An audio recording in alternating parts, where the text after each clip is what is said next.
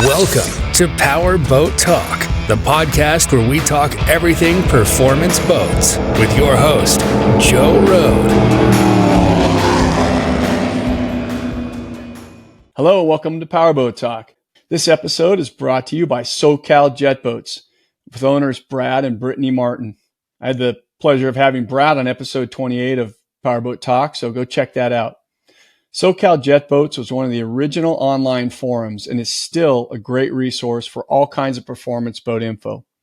SoCal Jet Boats also has an online store that has a fantastic selection of hot boat apparel and a full line of jet pump parts and accessories. SoCal Jet Boats is also a great supporter of boat racing out here on the West Coast, and you can find them at most ADBA and NJBA drag boat races and the Southern California Speedboat Club circle boat races. You can also find them on one of the stops on their California River Summer Tour, which is going on now. Follow SoCal Jet Boats on Instagram and Facebook, or go to SoCalJetBoats.com for more information. This episode is brought to you by BoatLoanGuy.com and owner Scott Angle. Scott will do his best to make your boat or RV purchase as quick and as stress-free as possible. Scott offers loans for as low as $20,000 and up to $5 million, which should be enough to take care of the boat of your dreams. He offers loans for as long as 20 years, and oftentimes he'll give you a same-day approval on no-doc loans. Scott guarantees the best rates in the industry. Follow Scott on Instagram and Facebook at RV and Boat Loans, or go to BoatLoanGuy.com for more information or to fill out an application. Hello, welcome to Powerboat Talk. Today I have with me Nathan Eller. Nathan is the owner of East Coast Squirt Boats. Nathan does kind of everything jet boats, and he's located in Lincolnton, North Carolina. So we get to hear about some jet boating in the East Coast. Nathan is also very much into LS swaps and building products for LS installs, and mainly jet boats. But so we're going to talk about today, talk about V drives and stern drives a little bit too. So, but anyhow, thanks for coming on, Nathan. I really appreciate it. I've been watching you online a lot, for a while, and I just kept seeing, I think I told you this, I kept seeing, you just really did a lot of LS stuff.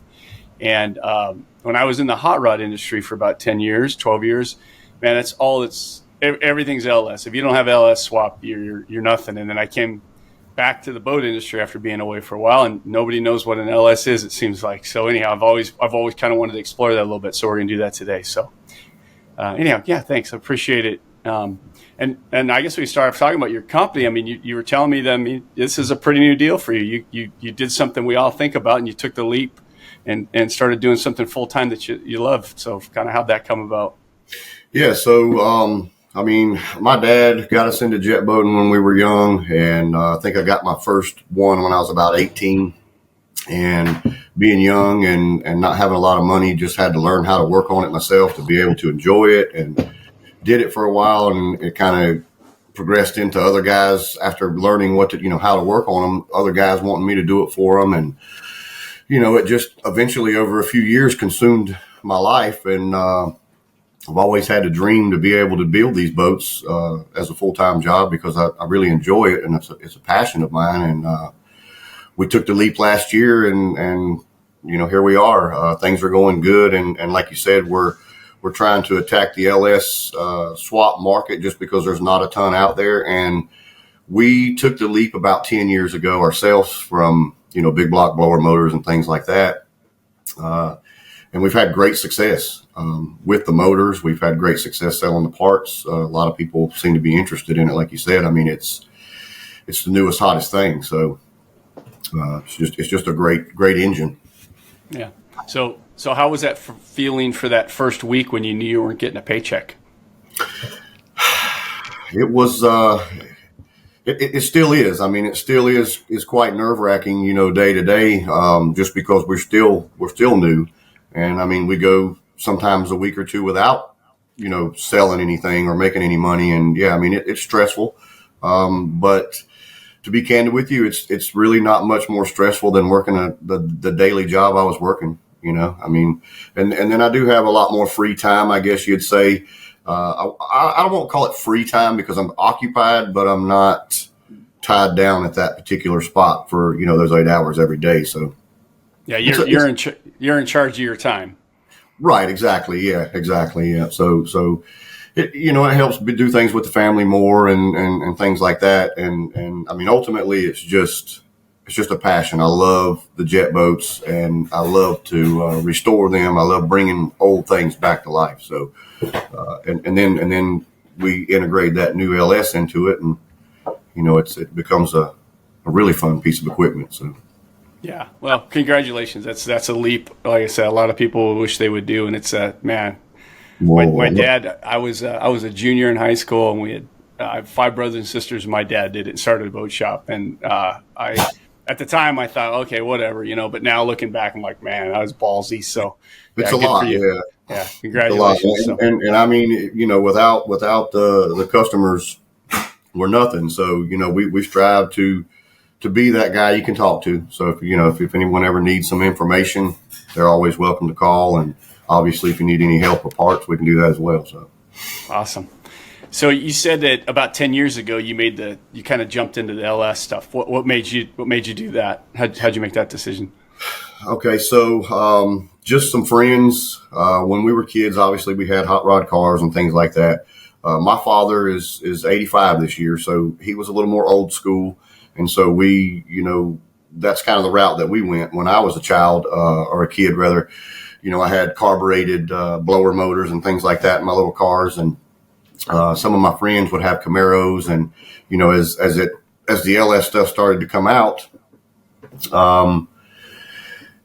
it was enticing to start with just because it was making a break into the hot rod world. And I had a real good friend that built a few cars, and we were just brainstorming one day and we were like, what if we did this? What if we had seen a few people doing it, on the internet. And so we just, decided that it might be a good idea. And we already had a little bit of experience with the LS doing it in the vehicles.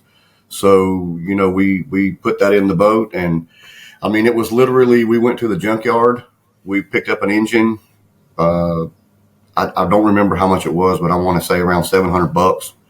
Took it back, cleaned it up, obviously, ripped everything off that we don't use, put it in a boat, fired it up, and ran it for a year. And I mean, it was unbelievable how easy it was, how well it ran, how reliable it was. To go from cranking a boat with a Dominator carburetor, squirting fuel in it and all of that, to just turning a key every single time, it cranking up, it running, it being reliable.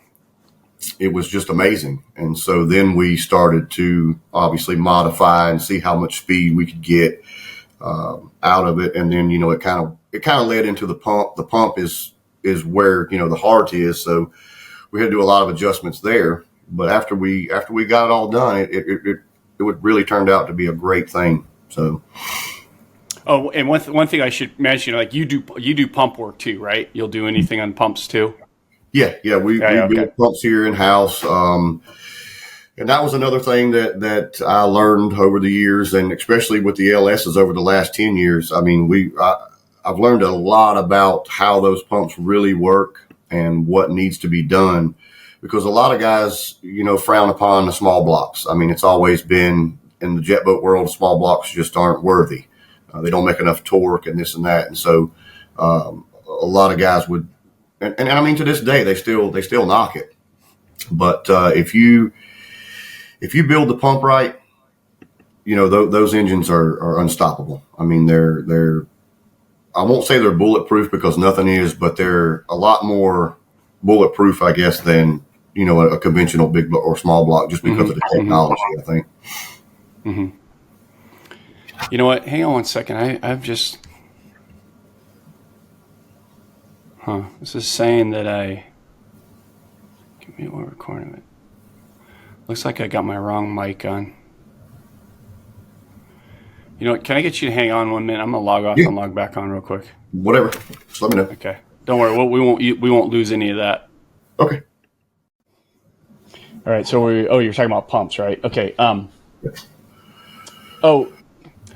This might be jumping ahead a little bit, but I was always curious. Again, in the hot rod stuff, I remember one time, one of my earliest exposures to an LS was I had one of my customers, 65 Chevelle, and he had a 450 horsepower small block, and it was a crate. I think it was a Smedding crate engine, and a guy used to autocross all the time.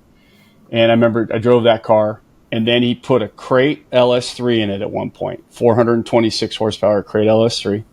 And I drove that car again a few months later, and you would have swore it had 150 horsepower more. It was unbelievable. The torque, and the torque curve was flat, but I mean, just the drivability, it was pretty amazing. And I always wondered in a boat, what am I going to feel if I've got, 450, 500 horsepower big block, I stick a 500 horsepower LS in there. What's it going to feel like? Is it similar? Do I know that when I'm driving it, there's something different in there? Or? I mean, yeah, obviously the sound is different. There's a few obvious things that you'll notice right off the top. But I mean, with 450 horsepower, let's say you pull a big block out of a boat and you put the same LS in with the same, power rating and whatnot.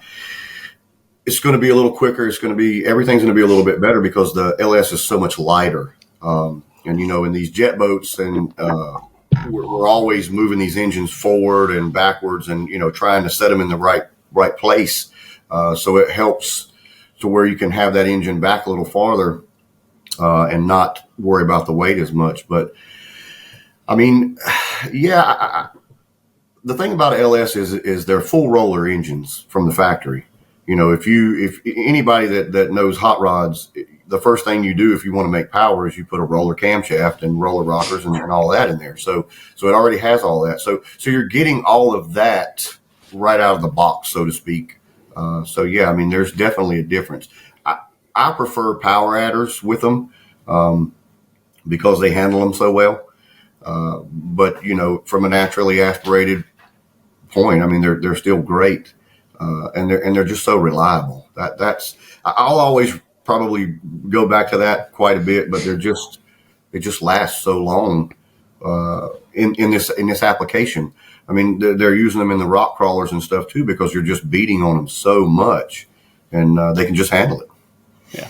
Well, I think the kind of the guide when Chevrolet came up with it, gosh darn it, kind of the guide that Chevrolet used, I mean, unofficially when they came up with it. I mean, they basically took everything they knew that worked in a small block and through all their racing development, everything, and they incorporated it into this motor. So roller, 23-degree heads, the main cap, what do they call them? Splayed main cap bolts. I mean, it was all stuff that they'd learned, and they just kind of incorporated it into one motor. And that's what kind of made it so amazing.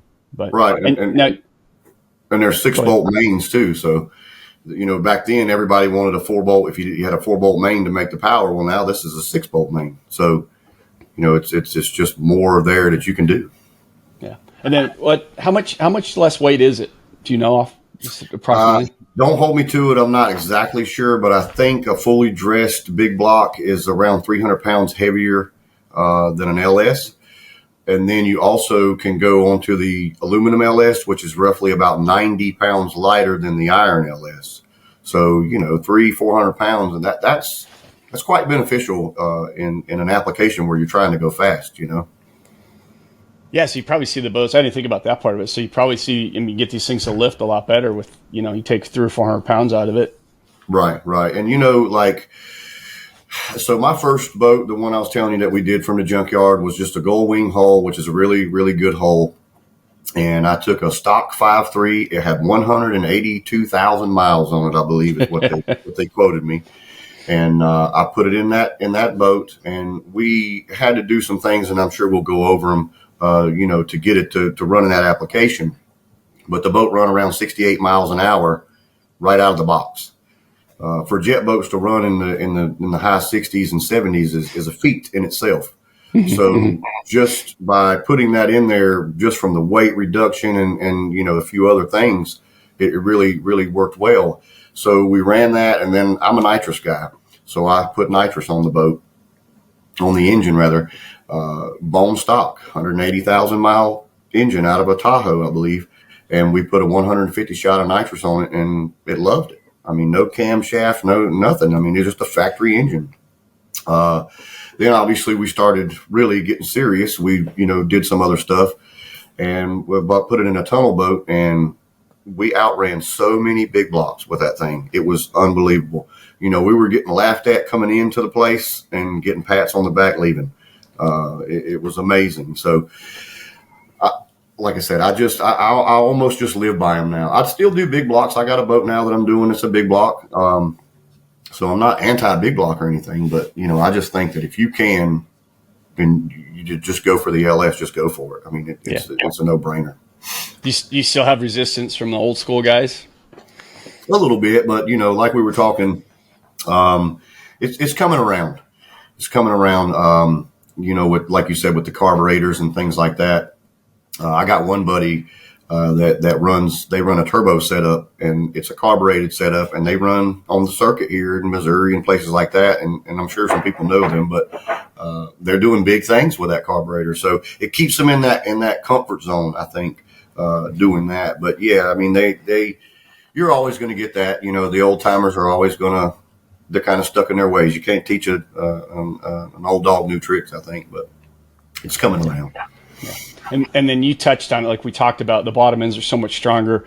An LS can just live. I mean, you could put, and I don't know what the numbers are, but I mean, I think you can build 1,000-ish horsepower with a stock bottom end or something like that pretty reliably. Yeah, I mean, a lot of the rods, I think, in the early ones are the weak point of that. But yeah, like a buddy of mine is doing a boat right now. He was running a 5.7, so that's a LS1, which is all aluminum pro-charged setup, and he swapped over to a 6.0.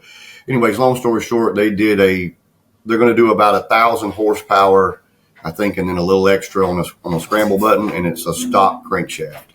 So the stock crankshaft that came in that engine will support that, which is unheard of in the engine world. You right. Never do that back in the day. So, right. And then just the horsepower part of it, right? I mean, I've seen dynos where they'll take a 5.3 and put a camshaft in it. It'll make 450 horsepower with like nothing, or an LS3. I know my brother's got a third gen Camaro, and he just put a camshaft in a stock LS3, and he got it's like 515 horsepower now, something like that. Right. So I'm here in North Carolina. There is a company called Tick Performance, and that's who makes a lot of our cams.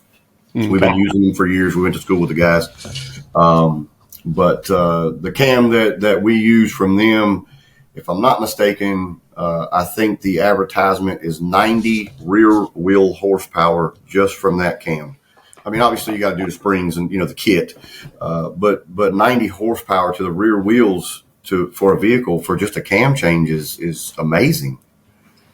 Yeah. So in the boat we don't do wheel horsepower, so it's actually probably closer to 100, 110 horsepower in that engine.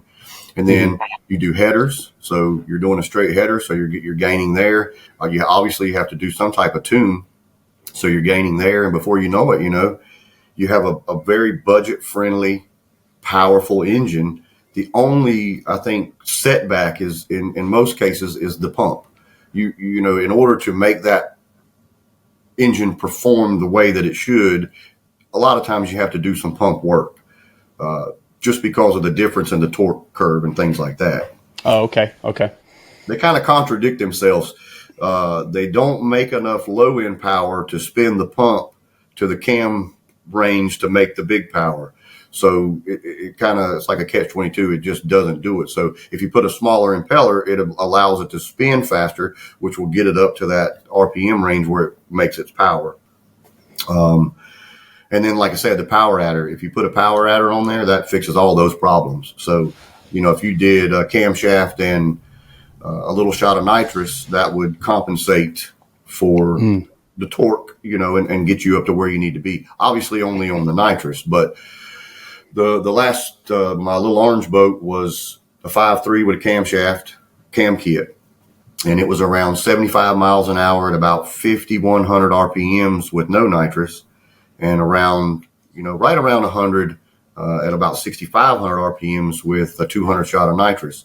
So if you do that on paper, it doesn't make sense because 200 horsepower won't make that much of an improvement. But when you put the 200 in there, you're getting a little more than the 200, plus you're getting the engine into where it's working. So now, what are you getting? 350 actual horsepower out of that improvement. And then without the nitrous, you could ride it around everywhere, anywhere you wanted, wide open. The fuel consumption on the fuel injection is very minimum. Unless you can start getting into huge injectors and different applications. But I think just for the average, what I like to call weekend warrior, it's a cheaper, and better application for these jet boats, because you can go out and rack on them all weekend, put them back in the stall, come back out the next week and do it again without having to do a lot, And I think that's what people want. Yeah, absolutely. That's, as a shop owner, like the worst thing ever is turn a boat loose to a guy and he tells you the thing wouldn't start at the lake or wouldn't. It's like, so yeah, that's right. Guys carve out that time to go to the lake. You don't want problems. So that's absolutely right. And that's what they don't give you the problem. Now, everything could have a problem, but I think, generally they just don't have the issues that we're used to with some of the other engines. Well, and like you said, with LS engines now, like anything under 100,000 miles out of a junkyard, it's still got a lot of life in it. Like it's not like, it's like 50,000 in a conventional motor, just about, right? Yeah, the technology and the wear and tear on them is a lot less than it would have been back in those early stages, because it's like you said. What I think, they came out with the LT1, and while they were designing the LS, so they got to where they wanted. They launched the LS and they took the LT1 off of the market, and now they have relaunched it because they've improved it to, and hopefully maybe 10 years from now they'll come back out with an LS that they've improved even more. Yeah, right. Mm-hmm. Well, I know this next question, we could spend an hour on it alone, but just a quick overview on if I'm going to go, okay, I've decided I want to do that. I want to go to the junkyard, or I want to buy a crate engine. Kind of what are, maybe talk about there's basic differences, LS1, LS3, truck engines, kind of iron block versus aluminum block. Kind of what's a guy want to look for, and what's he want to stay away from.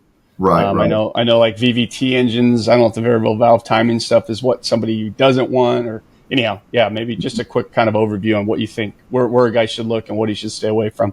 Right. And there again, this is only my opinions and my experiences.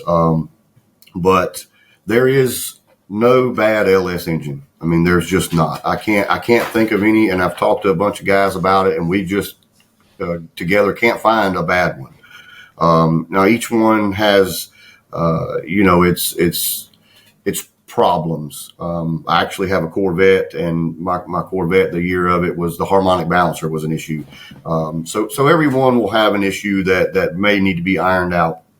But generally they're all great. So I like an early 5.3, 60, because in the jet boat application or the boat application, it's just easier.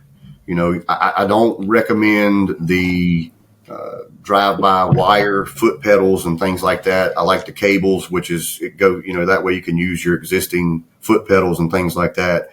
I like the cable better. It's more responsive. So I'd like to stay away from that. So that's on those early ones. That's the difference. You're going to get a drive-by cable throttle body versus drive-by wire. And you guys probably all know, but drive-by wire means it electronically opens the throttle versus using a cable. So I don't even know. Yeah, we're really not talking parts yet, but I don't even know how you do a drive-by wire. Does anybody have a throttle pedal that does that, or you just mock up a automotive one? Yeah, you have to design. I'm not aware of anyone that does it, but we don't. It's not something that we've ventured into. There may be someone out there who does offer something like that, but I think you just have to kind of design it yourself. There's a separate little computer box that sends the signal, but you can. So even in a newer, like let's say you buy a newer 5.3 or 6.0, and it has the same truck intake, and it has a drive-by cable versus the drive-by wire. You can always take the drive-by cable throttle body and put the drive-by wire on and run that computer, and things like that. But I would just, our preference is to stay away from the drive-by wire just because of the complications. And again, what my goal here, what our goal is to simplify everything, to make it easy, because a lot of this is do it yourself, guys. Right. So I'm not really looking for you to bring me all of your stuff and me build it for you. I'm more really trying to give you the stuff and let you do it yourself, have a hands-on experience. But anyways, so obviously aluminum is lighter. So, I mean, if that's something that you're going for, the one bad thing I think about aluminum is these aluminum engines are bad about when you over rev them. They will crack. They have a sleeve in there. It's an aluminum motor with a steel sleeve for the cylinder, and it's thin in there. And if you over rev, they will crack. So in the jet boat world, over revving is not hard to do. If you're riding along down the lake and you hit some big waves, that thing comes out of the water, it'll over rev. I've seen it a few times. I've seen it happen. It's not something that's going to happen to every guy that runs an aluminum block, but it's something to keep in the back of your mind. Other than that, I mean, the LS3 or the rectangle heads are the best heads. I mean, the cathedral port heads are great. Again, that's another thing they improved from the conventional stuff. But you're going to make more power with a square head, which would be some 6.0s had them. It just depends on which vehicle, certain years, and they kind of like put them out there as a lottery. You just don't know which one it is. But you can also take a 5.3 or a 6.0 and pull the heads off an LS3 and put them right on. Everything is more or less interchangeable, from any LS to any LS. I think there's about 30 different varieties or 30 different blocks or 30 different engine combinations, I guess. Like I think an LQ4 and an LQ9, I think are the same block. So just some stuff inside. I know a 5.3 and a 4.8 is the same block. A little bit different stroke. The pistons are dished on a 5.3, I think. And I could be telling you wrong, so don't hold me to it, guys. But yeah. Just I think. But I just don't see any engine. And this is after discussing it with other folks that build engines, and we just can't find a bad one. I mean, really, they just don't exist. So probably the right one is the one you can afford, and the one you can get your hands on. Exactly. I mean, they are getting a little more scarce these days. 10 years ago, you could go to the junkyard and pick them right up, and they weren't as popular. So they are getting a little bit more in price. But, I mean, like I said, for your weekend warrior guy, you can't really go wrong. Like you said, pick out the one that you can afford, and just go from there. I mean, the sky's the limit with these things. I mean, if you wanted to build a lot of power, you can. If you want to just put it in a boat and run it for the weekend and take your family out, you can do that too, so. I'm going to look, what's the guys with the mounts and the brackets? ITC? Yes, ITC. Are they the guys that have the super cool, like the whole swap guide? I believe ICT. so. ICT. I believe so. You don't have a problem with those guys, do you? No. Okay, I'm gonna mention that. I don't have a problem with anybody, man. Anybody in the industry is a friend of mine. I mean, we got to work together to get this stuff to these guys so they can enjoy it. So yeah, that's the way to do it. Yeah. So there's all kinds of guides out there for identifying different LS engines, and it's. And like Nathan said, man, there's a lot of it's hard to know everything what they did, but if you know kind of the basics, like he said, the early ones had cathedral port heads, the later rectangular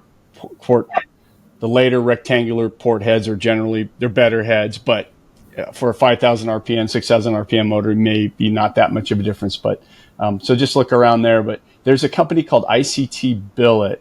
And we might mention them later because they make in the automotive side, they make a lot of brackets. They make just about any kind of bracket you can use for LS stuff. But they have a really cool swap guide, and you can kind of go through and it'll help you identify injectors. I've used them a lot. They should publish into a book because it's really good stuff. So anyhow, it's just a good tip for you there.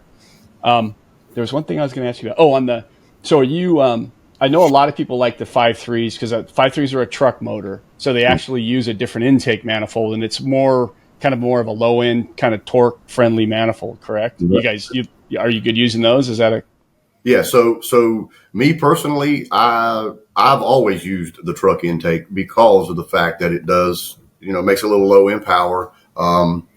There again, I'm nitrous guy, so my nitrous is doing everything on the big end in most cases.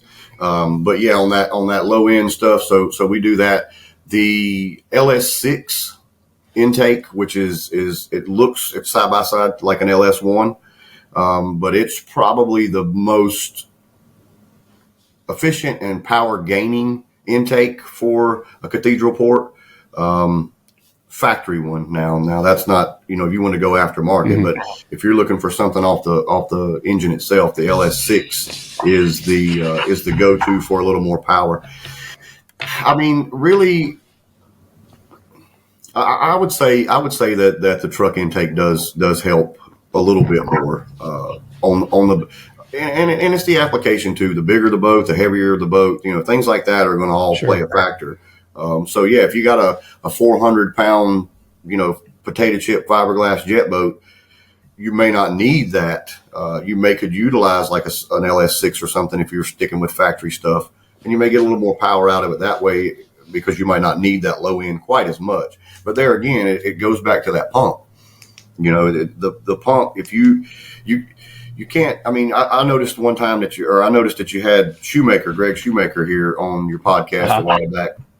And I've never met him in person because, we're so far away, but I've talked to him on the phone a lot. And he told me something many, many years ago that stuck with me, and I've repeated it 100 times, is that you can put a big block blower motor in a Volkswagen Beetle if you'd like, but it's not going to go down the road until you prep the vehicle. So that kind of is like the metaphor for, hey, you can do whatever you like to do, but if you don't have this pump set to where it needs to be set, then you're not going to get the results you want. Mm-hmm. Yeah. And I think that's discouraging to a lot of guys because, you go out, you do all this stuff that we're talking about, and you smack it in this boat, and you're expecting it to be this speed rocket, and you get in it, and it's almost restricting it because the pump is not, it's not prepped for what you're trying to accomplish. So there's so many options, and everybody's going to be different. But yeah, the truck intake is not a bad deal. The stock injectors are great. So like in my applications, when I first started, we were running stock practically everything, the truck intake, the stock injectors and all that, because with the nitrous, I'm adding a separate fuel system. With the power adders, we have to go up to bigger injectors and things like that. But with that, so I could drive that boat around. Like I remember when I first started racing, I think I used like $4 worth of fuel that day racing, and I raced the boat 6 or 8 times. I mean, here's these other guys over here, filling their 2-gallon tanks up every run and all this stuff. And I'm like, man, I've used $4 worth of fuel. Now I use a lot of nitrous, but the consumption was ridiculous. I was like, this is so weird. I'm not used to this. So, that's another, I guess, pro of the LS. If you stick with the fuel injection, is the fuel consumption, and that's cool when you go out with and you want to ride around. Some of these boats, a lot of them only have small tanks, so you can only do so much riding. So if you can take one of these and you got 20 gallons, man, you can practically go anywhere you want. Yeah, that's awesome. Yeah, especially I mean, when jet boats forever, jet boats the con of a jet boat was just use too much gas, right? Right. And I want to emphasize too, when you use that $4 worth of gas, that was a couple gallons probably back then.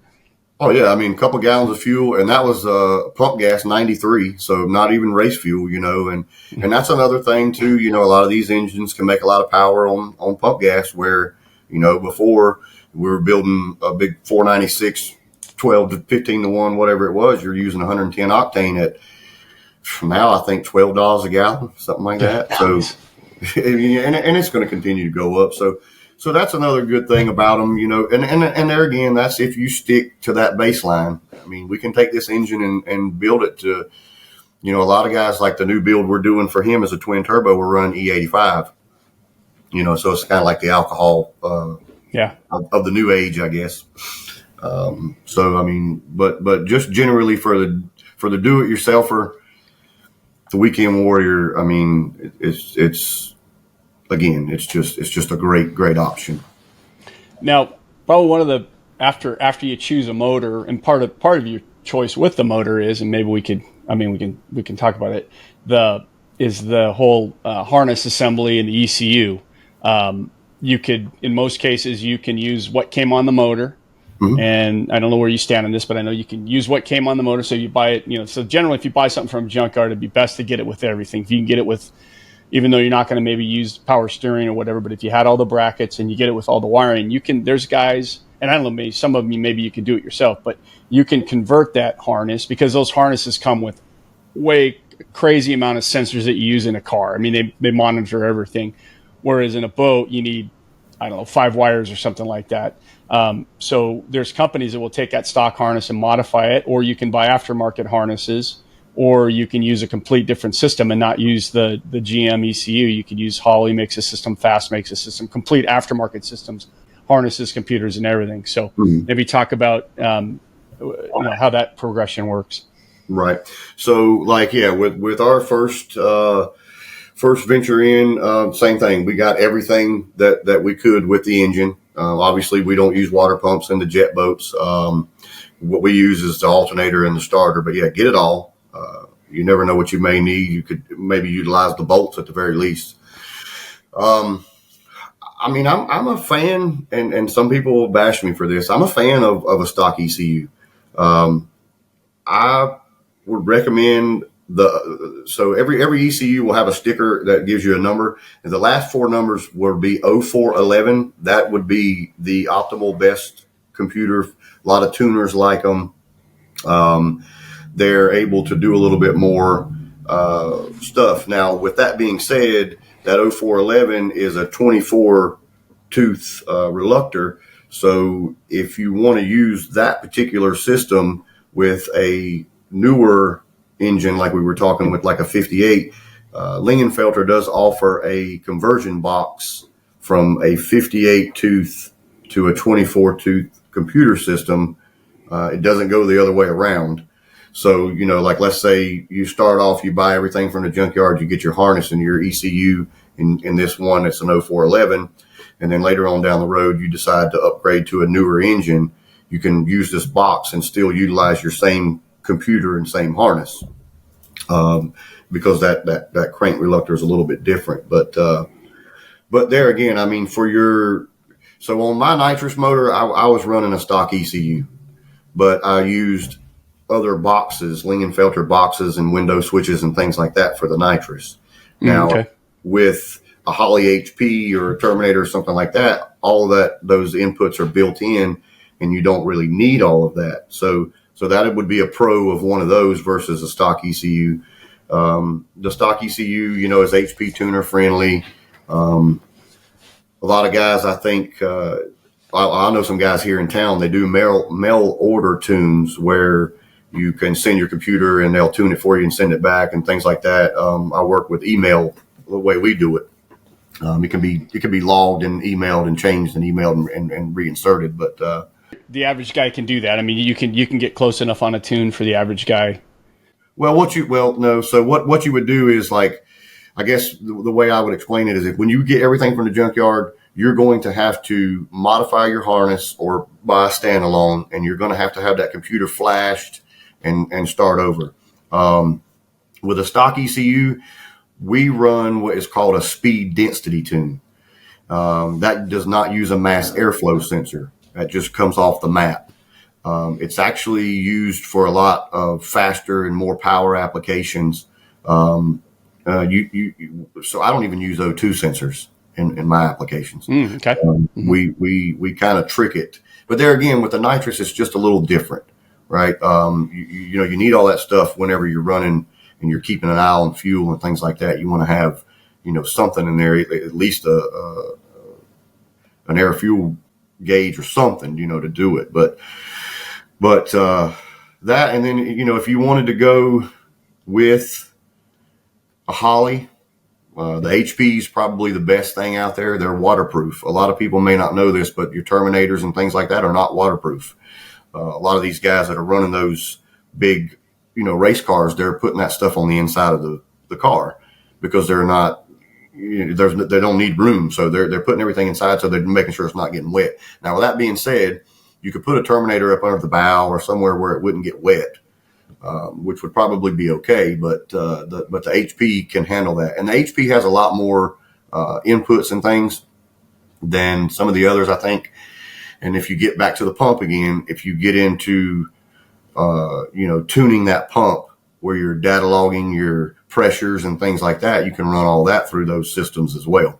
Oh, no kidding. Which is really cool because, a lot of those Hollies, they're going to offer all these inputs for guys that are racing cars for drive shaft speed, for speed, wheel speed, and things like that.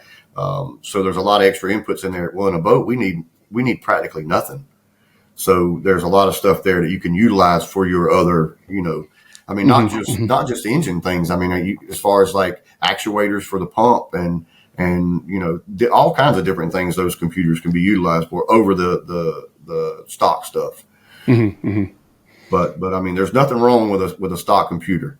There's nothing wrong with it. I mean, there again, for that weekend warrior, that 5.3 with that stock harness, and they use what you were mentioning. They use what they call a 3-wire hookup. And what we do is we go in and we take everything out of that harness that's not needed. So transmission, air conditioning, all of that kind of stuff. We actually remove it from the harness. Some people will just cut it off and tape it up. We do what they call lightening the harness. So it actually, I mean, if you saw the wires that you take out of it, it would be amazing. Yeah. The bundle that comes out that you don't use. But yeah, I mean, the stock ECU is fine. I think the 0411 will support somewhere around 1,000 horsepower. And that's what the tuner's like. I mean, you can do it with any of them. But those are probably the best, I think. Okay, cool. And so that's good to know. Then you guys can actually modify the stock harnesses because I know there's guys out there that offer that service. So that's good to know that you can do that. And like we said before with the engines, like when you start getting into O2, like there's a lot. You could go on forever on this stuff, harnesses and the ECUs. I'm trying to remember, there was a company I used to sell harnesses. I can't remember the name of the company, but they like ICT. They had a whole page on how to identify ECUs and pins, and it's complicated. So LS, I think it's so Painless. Painless is a great company to make all kind of harnesses for everything. Mm-hmm. And I don't know that when you go to Painless if you'll find one for a jet boat, but it's the same concept as a hot rod. You're using mainly the same stuff, so the harnesses are very, very similar. Outside of maybe a few things you won't use in the boat. But yeah, I mean, I'm trying to think. I just forget the company I used to use was called PSI, Performance Systems Integration. Okay. And again, there's a lot of guys that do this stuff, but I liked if you guys go on there, they have some really good tutorials and some literature to help you learn how to do this. So yeah, if you're gonna, if you really want to get into the weeds on this, you can really. There's a lot of homework to be done. There's a lot of stuff, and the reluctor tooth that Nathan mentioned. That's a whole other thing that we won't get into here, but it's all part of the combination. So. Yeah, and there's one company or one website, and I don't remember it off my top of my head. Maybe we can get together and I can give it to you, and you can put it in the links. Mm-hmm. It's LT1 or something, but he actually offers a diagram to where you can do it for yourself. So, like you were saying, he gives you a diagram and he highlights the wires that you're going to use. In these applications and the pin numbers and which ones you take out, which ones you use, which ones you put together and all of that. So it's really cool and it really could help, again, that guy that wants to do it himself with his own harness. And you just simply take that harness that you get for that factory stuff, lay it out on the table and go to town. And before you know it, you're ready to go. Oh, cool. That's good. I didn't know that. So, all right, cool. Next big consideration, fuel system. Okay. What do you do there? I mean, I know in hot rod stuff, you'll use a return system. Mm-hmm. I don't know if you do the same thing in a boat. And if you do need to do a return system in a boat, it's a little bit trickier to plumb that return line. So, well, in the fuel injection world, you have to have a return, right? Because you're so much pressure. Obviously, with an LS with a carburetor on it, it's pretty much standard normal stuff where, a good low pressure pump, just like you would feed a carburetor on any other engine. But yeah, with the fuel injection, you need a return. So another thing, touch back on the truck intake. The truck intake has a built-in regulator and return. So that is another cost-effective part of that. When you run like an LS1 or an LS6 or some of those others, you're going to have to buy a regulator with a return. A real popular one is the Corvette regulator. It will come on all the Corvettes. It's a kind of an easy and less expensive way to do it. But it's just an add-on regulator.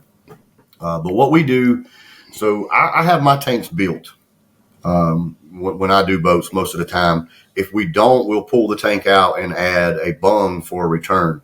Now, there are a few places that offer, well, I know CP offers a cinder unit that has a fitting in it. So you take out your existing cinder unit, if you have one in the tank, and you add this new one, and it has a fitting for a return. Oh, okay. That's probably the easiest remedy to that.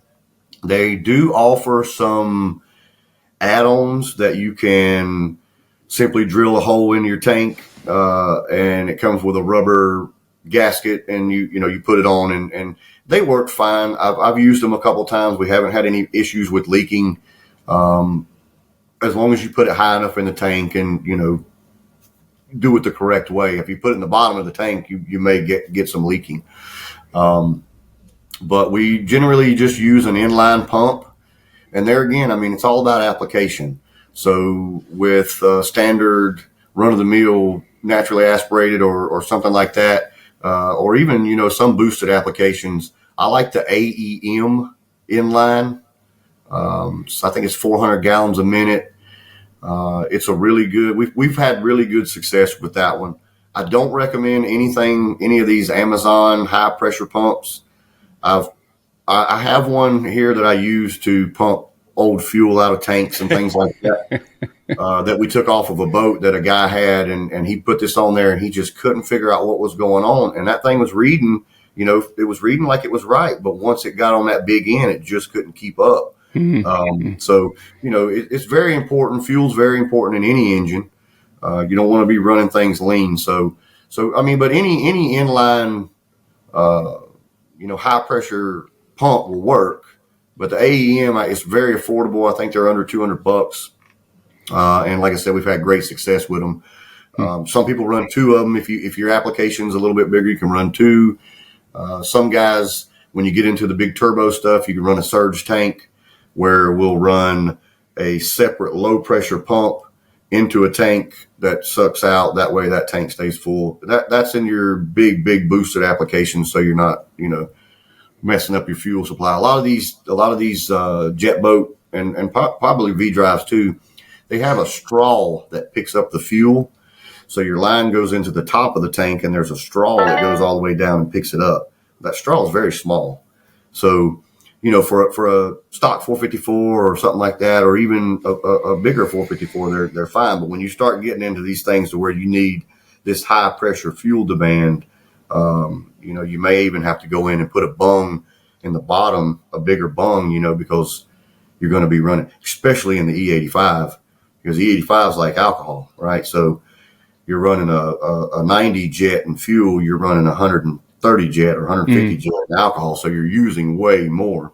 And the supply is a lot more demanding. So, but any inline is good. And then you can also, I've taken the cinder units out of tanks. A lot of guys don't use the cinder units in these boats. A lot of them don't work and they can't figure it out. So you can take that cinder unit out, and we'll make a plate with a bung there, and you can do a return there. That would probably be, if you have a cinder unit, that would probably be my recommendation. I wouldn't want to drill a hole in the side unless you're going to pull it out and have it welded, just for leaking purposes, Let's caution people about drilling into a tank that may have some fumes in it. And yeah, sure. Yeah, for sure. What we do, and Yeah, it's always worked for us. An old school trick was to pull the tank out, drain it all out, and you take and let the exhaust from a vehicle and hook a tube to it, crank your car up, and let the exhaust go in there, and it eats out the fumes. And No kidding. makes it safe to weld. Now, don't hold me to that. That's just an old school trick, that an old timer told me years ago, and so far so good. I've never had any issues with it, but yeah, you definitely don't want to be just drilling into the tank there with fuel in it, because you could have some catastrophic stuff go on there. But now, does anybody, or do you ever use it in tank pumps? No, I don't. I've never have, and, Okay. and I think the reason is because there's just no accessibility to get in there. Right. You'd have to. Most of these tanks, you'd have to cut a door to get it in. But like I said, I mean, with what we do, and what we do is not always right, but I usually run a tank behind where your back seat would be, right? So I don't run, but for the guy that wants a back seat and take his family and his buddies out or whatever, you want to have those two. So you want to have those two tanks, and always run tanks separately. Now if you're running E85 and you need a big application, it's different. But if you're just running around the lake and you bought this boat and it's got both tanks tied in together and it's sucking out of both tanks, you don't need to do that. You need to put a valve on there, run this tank, run the right tank first, run the left tank next. And then like what we'll do to some guys is, so if you're going to run two tanks, you're going to need two returns, because you're going to be pulling off each tank. But if you run one return and you run that tank out first, then you're fine. But if you try to run this tank over here that doesn't have a return and you're idling around, it's going to return all that fuel in that other tank, and it's going to eventually overflow.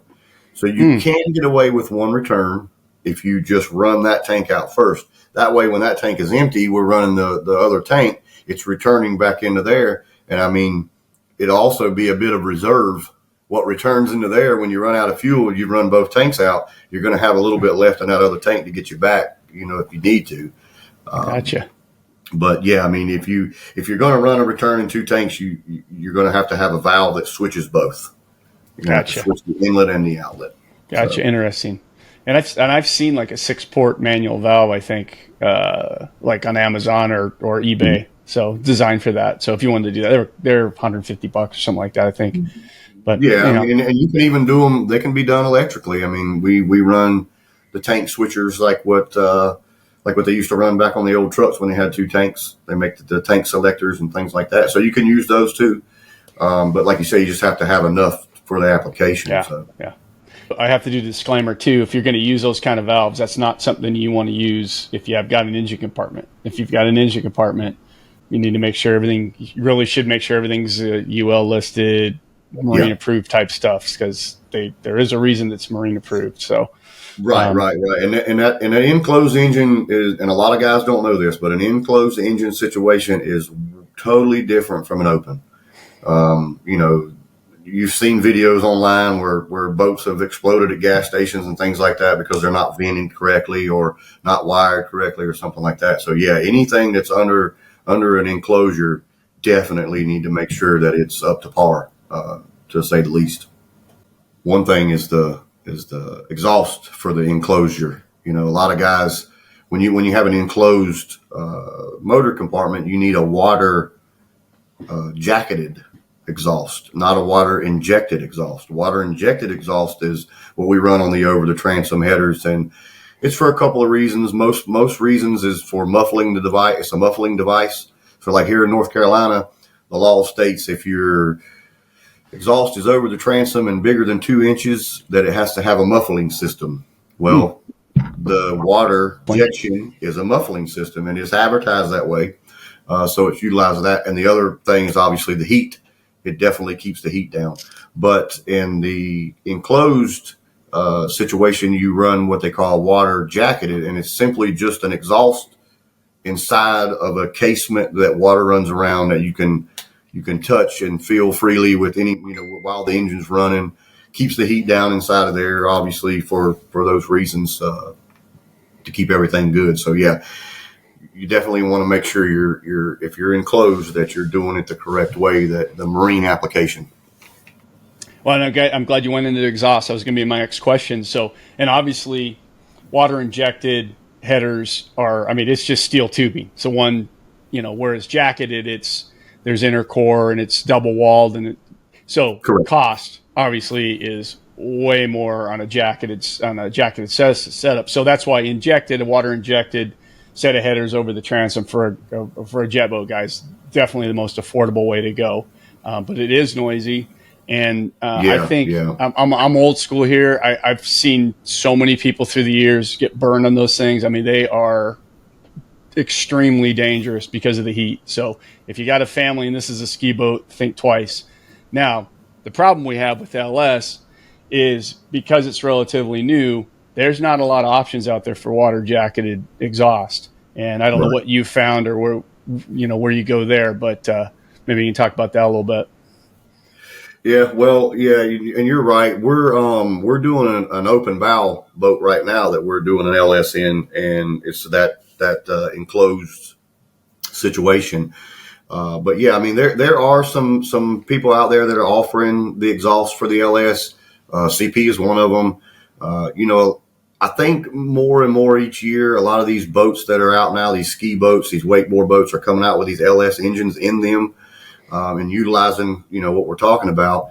And if you're lucky and you can find some used ones, I think you could get away with it, but they're still so new, they're just not out there yet.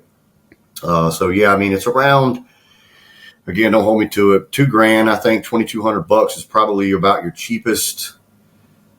I think that's right. There may be one a little bit cheaper, but that's around $2,000. I think is your cheapest application or cheapest water jacketed system for the LS.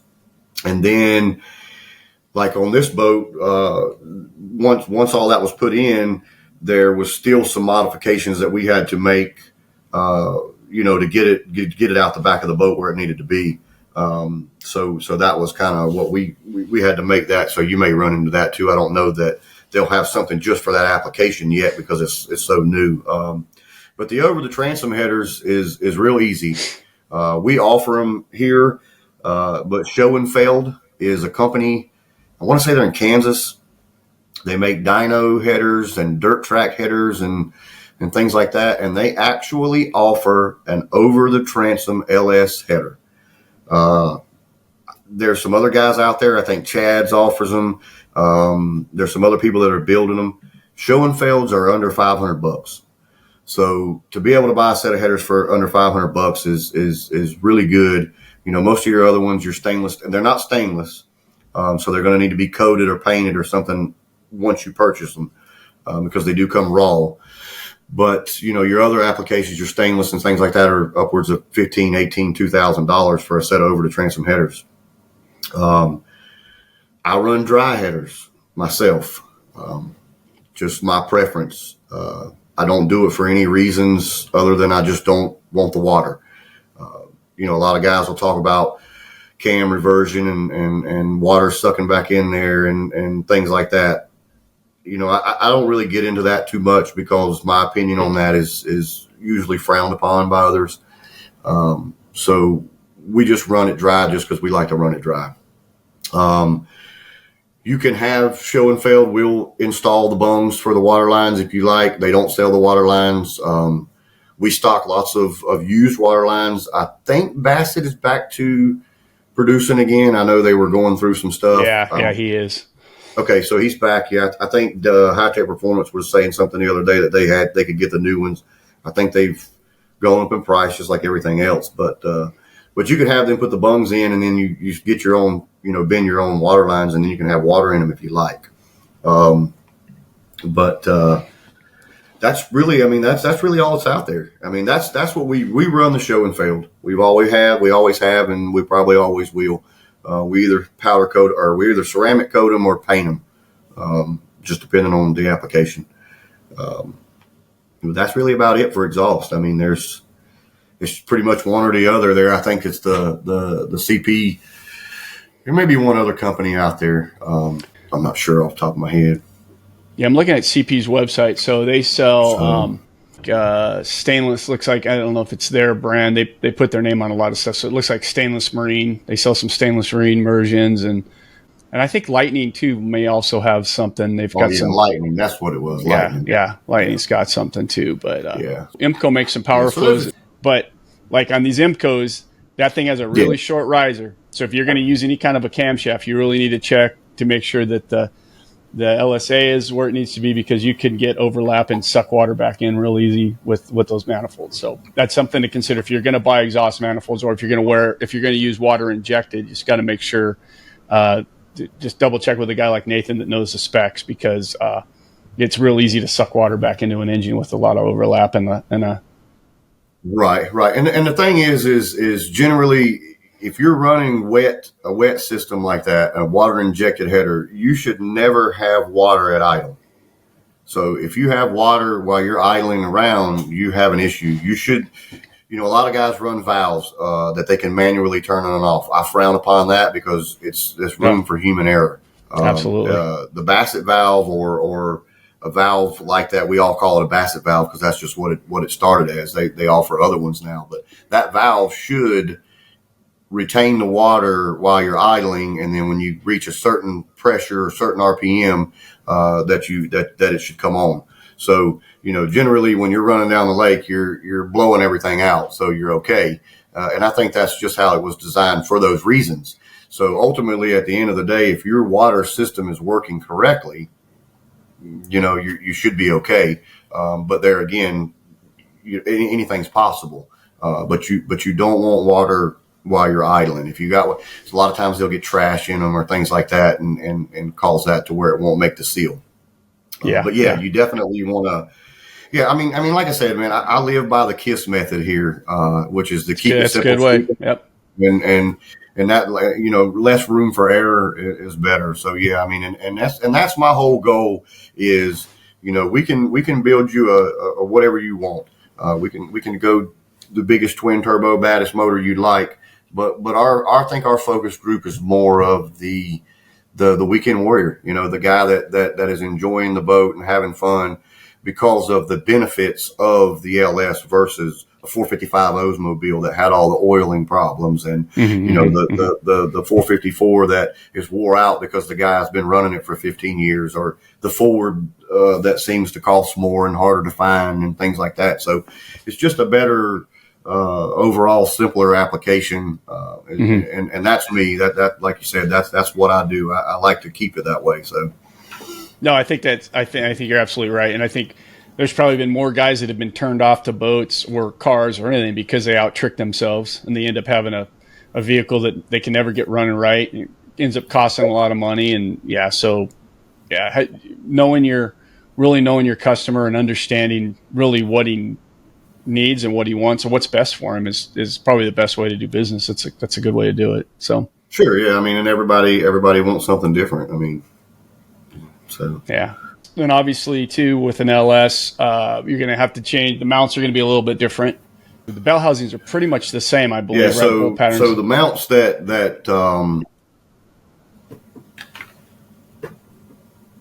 you broke up there a little bit, but anyhow, that's okay. So the mounting systems, there's a few options out there. And what we do is we offer a complete rail kit. Let me stop and say this first. If anybody doesn't know this, the rear mount or the bell housing to a LS is the same as a big block Chevy or a small block Chevy or conventional stuff. So they, over the years, they have not changed that bolt pattern. So with that being said, if you're changing from a big block Chevrolet to a LS, most of the time you can utilize the rear plate. We do sell the front plate only, actually it's two plates. We sell the front plates only. I don't see anybody else that offers only the front plates. Everything usually comes in a kit or a front and a rear. So that could save somebody some money. Just like to put it out there so guys know.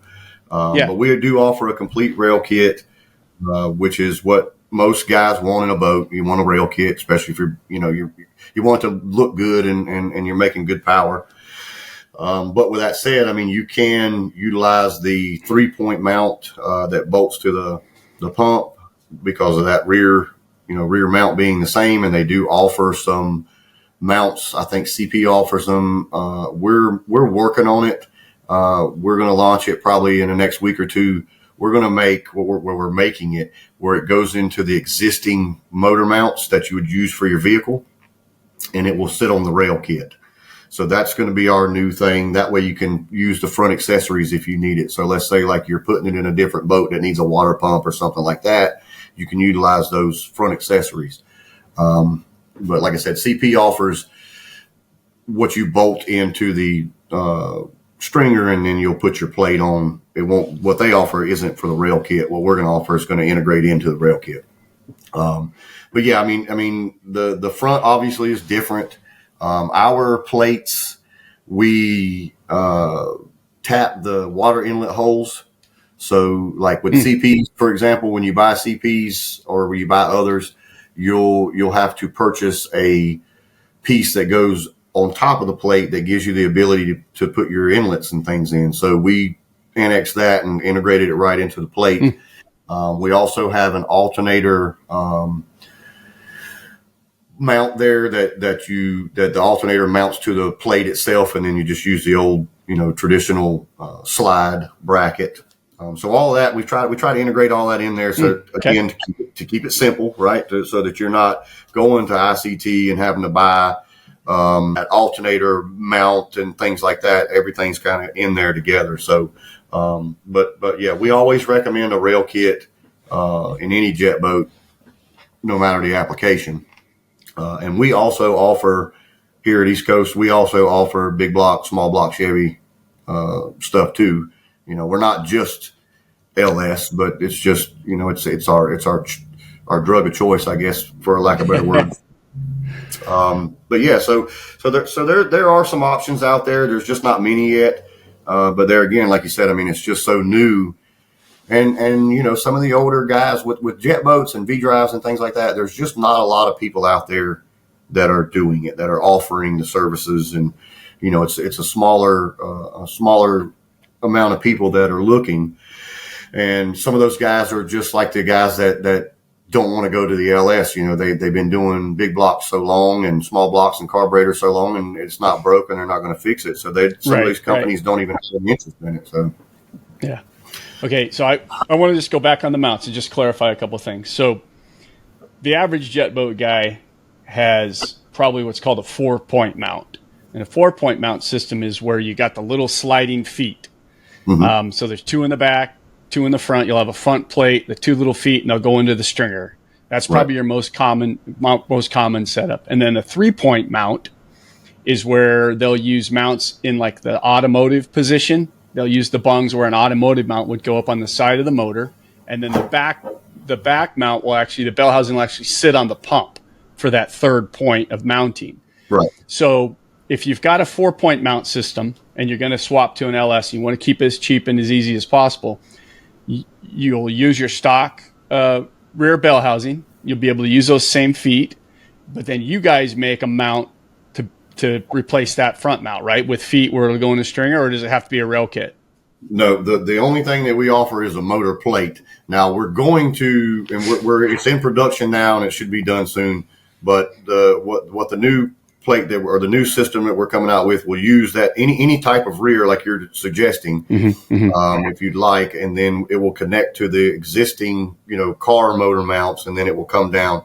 And what you'd have to do, like if you wanted to use that 4-point rear bell housing and my front plates, you're going to have to maybe get you 2 pieces of angle aluminum about 8 inches or so to put inside the stringer for that front to sit on. So we'll annex the feet.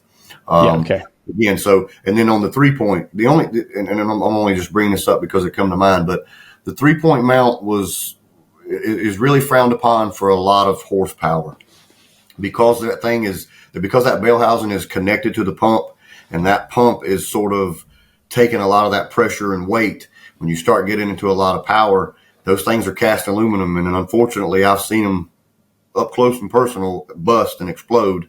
And then your boat's going to the bottom of the lake. So in a 3-point application, you want to make sure that you're keeping it kind of low on your power, just because the danger of endangering you and your passengers and things like that. So that's why we recommend the rail kit. It's more rigid, and it's just gotcha. So to give you an example, the 3-point mount is the conventional big block, and the rail kit is the LS. So, that's the old and the new is what it is. The rail kits are the new technology. Yeah, and they look cool. They're way nicer, way cleaner. They're all billet. You can anodize them, powder coat them. They look way better. So right, we're actually going to launch our new plates today. After we get done here, I'm going to go online and put them up. So we got a new design, and hopefully people like it. We've sold a few already, but we just didn't launch it yet. So hopefully people will like them, and we're working on new stuff every single day. So just be on the lookout. You heard it here first. So cool. All right. Well, we covered a lot, man. And hopefully, if you're thinking about this swap, obviously Nathan will give you his information in the end. And then, do the research. Cause again, there's a lot, And, but I think Nathan really said it. You kind of can't go wrong. There's different ways to get to that same point, but I mean, they're all good. So, that's a really cool thing about this power plant. So, yeah. And then the only other thing, I guess, is just like to mention that, here at East Coast Squirt Boats, we are working, and we have done plenty. We offer a full kit, full swap kit for you guys with your boats, so that you can come to one-stop shop. Everything that you need to do the swap, we have, or we can get you, and we will put a kit together for you. Different stages. We do water line kits. We do the fuel line kits. We do, everything you need that you may need a little guidance on. And there again, we're always here for questions. So don't be scared to call us. Yeah. That's a good resource. It's a good resource. And obviously we've heard Nathan, we've mentioned a lot of other companies and stuff. So Nathan's going to point you in the right direction, whether you're buying it from him or he's going to get you in the right direction. So that's cool. Thanks for saying that. So yeah, no problem. Thanks for having me, man. I enjoyed it, and look to talk to you again soon. And maybe we can see what else we can come up with. Yeah, no, it's nice. It was very nice. So, we know you kind of can do everything on the power plant side, do everything on the jet pump side. And what else do you do? Oh, I think something you mentioned I want to bring up. I guess you guys, you're also, let me back up. One thing I'm curious about, I don't know, have you ever been out here on the West Coast boating, or you probably see a lot of it in magazines? Yeah. So I'm kind of the only guy. No, I'm not the only guy, but I guess I'm probably the most aggressive jet guy out here on the East Coast. I've sent a few boats out to California. We do build to suit here. So I have guys from out of state that we do builds for. Some of them just have them shipped out, and some of them come pick them up. Just depends on the circumstances. But we have a few out in Arizona. We got a few in California. We got some in Michigan. I think there's a few in Oklahoma, Iowa. So, I mean, we're sending boats everywhere, but I've never been able to come out there. So my children are getting a little older. My life is opening up a little bit now. So, we do plan on making some trips out west. We do, like you said, we do the Toys for Todd event here. We do Lake Anna, which is here in June. It's up in Virginia. It's probably the biggest jet boat, hot rod boat, V-drive, whatever, gathering on the East Coast. So we do have some fun stuff to do, but we would love to get out there. I'd love to come over and do some racing with those guys. Out here, there's not a ton of competition to race against, just because there's not many of us. And there's not a lot of heavy hitters out here, like there are out west, Texas, Oklahoma, California. So yeah, that would be great.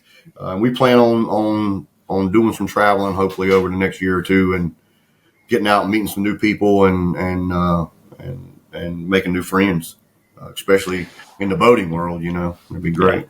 You got to try it at some point, man. The SoCal Jet Boat guys are cool. The NJBA guys are really cool. They love having some guys like you out here. So maybe they usually race early in the season. They'll have 2 or 3 races, and then they stop until like September, October. They have a couple. So maybe next year, the early season races are going to be a little bit. I guess it doesn't matter. Just the weather getting out here. So, yeah. Well, that'd be good.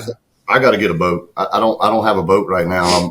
I'm so deep into this. I've sold, boats. Yeah. So I got to get myself something that I can represent myself with. So maybe next year I can have it worked out. I'm building one now, so maybe I get it done next year. It'll be ready, and we can make some pictures out. And hopefully after this, we'll meet some people. I got a buddy, Leonard Pope, that comes out there from South Carolina all the time. So one of these days we're going to jump in there with him and go. So. Well, yeah, but if you just get out here by yourself, just get out here and, walk the pits and, the thing about like NJBA races, like everybody in the pits is somebody. There's just all the motor builder, like everybody's out there. So it's a good place to just go shake. And those, again, if I had I've had Joe Scelfo and DeClark and those NJBA guys on the show. And, they're good guys. So it sucks because we don't have anything out here anymore. Yeah. We have nothing. We used to have High Point in North Carolina back in, I think, 2006 was the last year. And then Augusta, they stopped Augusta now. So we don't have any races out here. I think the closest one is like Missouri or Kentucky. Yeah, it's those Kentucky guys, right? KDBA. Mm-hmm. So we just don't – I don't do a lot of rope racing. We do the outlaw stuff. So oh, yeah. We never did that. But rope we're racing. not opposed to it. So like I said, once these kids get a little more grown and we can get out of the house, we're going to start making some serious pictures. So it makes a lot of difference. Yeah. So what about on the flip side? What do you want to tell people? Like, what's there to do back in North Carolina? If a guy wants to come boating back there, let's sell where you live. Yeah, I mean, so the thing about out here, and there again, I've never been out west, so I don't know, but we have great lakes with sandy beaches, clear water. We do have some crappy lakes, don't get me wrong, but the ones that we go on are really jet boat and V-drive friendly, because of being able to pull up on the bank and things like that. I live in a very small town. I think my town is probably maybe a block or two long, so there's not a whole lot to do here. So we spend lots of time in the shop, building things. We do lots of boat stuff, but we do some car stuff too. I've got a little top secret thing I'm working on right now. I haven't announced it to anybody yet. I'm working with another company, but we definitely are going to be documenting and hopefully shocking the world with this new cool. Build that we're doing. So I need to talk to them and figure out how we're going to launch it and all. But stay tuned, because I think that everyone that sees this is going to be amazed. I know I set it out in front of my shop daily, and I've had people stop and take pictures, and I've gained customers from it. It's amazing. It's one of those things that you just can't look away from. So when it comes out, I think it's going to be pretty cool. So cool. And what's your home lake? Like, where do you go when you go boat out there? What's the one you go to the most? So Mountain Island Lake was probably our go-to lake, and what that is that's actually the water reservoir for Charlotte, North Carolina's drinking water. So there's nothing there, right? There's no restaurants, there's no gas stations. So it's just always been a real good lake to go and enjoy. With jet boats and things like that, because it's not rough, it's not beat up. It's starting to get more populated, just like everything. But Lake James is probably our new go-to. It's a little bit closer to us now since we moved from Charlotte, because we relocated from Charlotte up to Lincolnton to get away from all of the population, I guess you'd say. It's just getting bad. So we wanted to get back out to the country as far as we could, where we could still have civilization. But yeah, I mean, it's I guess Lake James, and that's where we host the Toys for Tots. And like I said, it's really good water. They got a great island. We've hosted, I think, 60 to 80 boats right there on that one island. Oh, wow. And that will probably, like I said, since we're fairly new, our website is bland, to say the least. I am working with someone now, so hopefully in the next week or so we'll have that popped up. Make it a little more friendly, user friendly, but we'll start posting things like that, like the events and things on there, so everyone can see.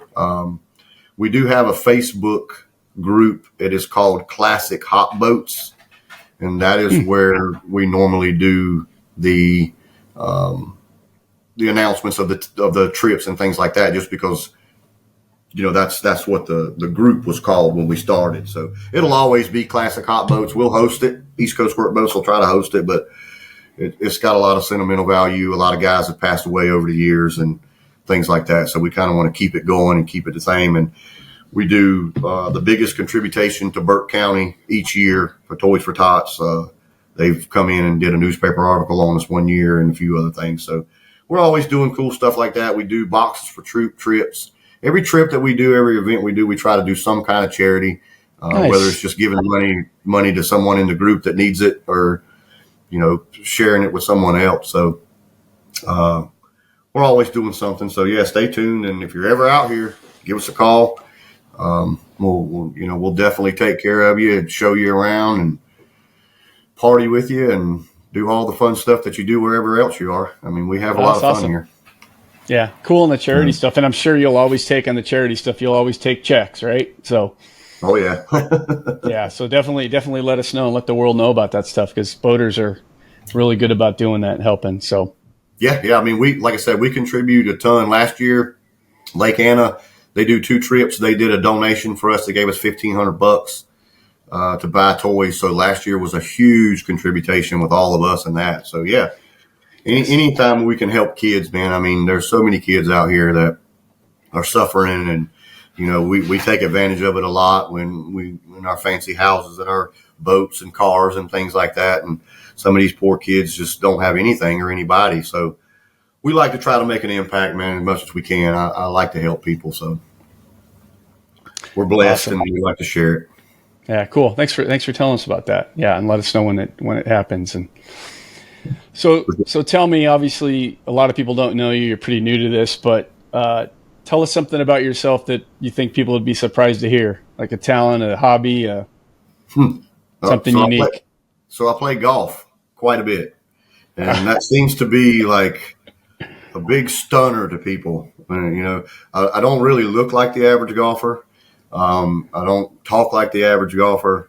I don't do the average golfer things, but I'm a very avid golfer. I'm a very good golfer, not to boast or anything, but I do play golf very well and play it very frequently. And that was another reason that I chose to launch and do this by myself, to open up free time to do the things that I love to do. So other than that, I mean, I've been doing this for a long time. I'm just kind of, I guess, publicizing. Sorry.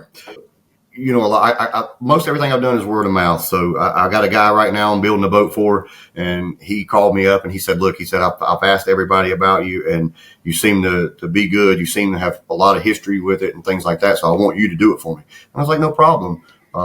So we're new as a company, but I'm definitely not new to the world. Like I said, it kind of consumed my life, and I almost had to, or quit doing it. And that wasn't an option for me. It wasn't going to stop. Because I don't know. And another thing a lot of people don't know about me is, in 2013, I wrecked a boat, and I was airlifted. I was in the hospital for like 8 days. I have 4 plates, 15 screws in my face. Wow. It was a pretty substantial wreck, a lot of damage to myself, not so much to the boat, but that's been 11 years, April the 13th. So we just hit the anniversary here last month. So that's something that I think a lot of people don't know. It did slow me down a little bit, but I mean, we're still out here, building boats and racing and having fun. We're not going to stop. So even nearly dying didn't pull me away from it. So, yeah, consuming my life was not going to do it either. So I'm happy with it, but I love to help people. I love to restore boats, and I love to see boats restored. So, any way we can help, whether it's parts or advice or hands-on or whatever, whatever we can do, we're here to do it. The only thing I will say is we are on the East Coast. So, sometimes we're not as available to the West Coast because of the time change and or the time difference and things like that. So, we may not get to you right then, but we'll get back to you if you give us a call and we're not available. So, and I'll always take time to talk to people, man. I think it means a lot. So, yeah. Well, and you're that's convenient for the early risers. Yeah, for sure. So. Yeah, and there's a lot of early risers over there too. I was surprised. Like I get calls at 8 o'clock in the morning and 7 o'clock in the morning. I'm like, dang, dude. Yeah, it was 3 o'clock, 4 o'clock. Did you go to bed last night? Yeah, I'm an early riser, and it drives me nuts sometimes because I'm like, oh my gosh, it's only 7:30. Like this guy's still not awake. I know my friends that are early risers too. Those are the guys I call or we text. But yeah, so yeah, right. All right, so eastcoastsquirtboats.com is Nathan's website. You can find contact information on there, and like Nathan said, they are on Facebook.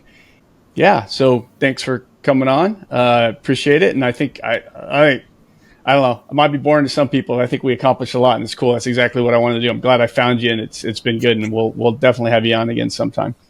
Yeah, man, my pleasure. I'm excited to be on here, excited to talk about it, excited to share the knowledge and get this thing out there more so people can enjoy it and not have that doubt in their mind. So yeah, I mean, if you guys there again, I mean, I'm sure we'll have some links here to enlighten some people on some information and just get this thing, keep it out there and make it simple for everybody. Yeah. Awesome. Should be I think good. You're on the right track, man. So, all right, man. Thanks again. Sure. And take care. Keep doing what you're doing. Yes, sir, buddy. I appreciate it, Joe, and I'll talk to you soon. All right, man. Thank you for listening to Powerboat Talk. If you like what you've heard, please head over to Apple Podcasts and give us a 5-star review.